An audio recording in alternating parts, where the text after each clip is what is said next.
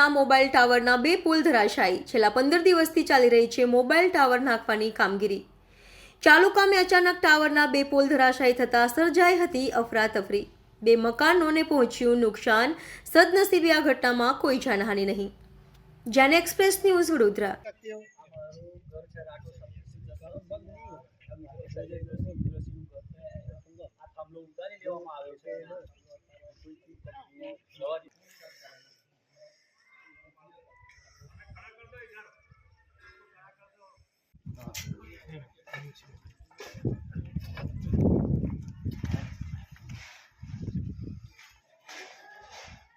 hello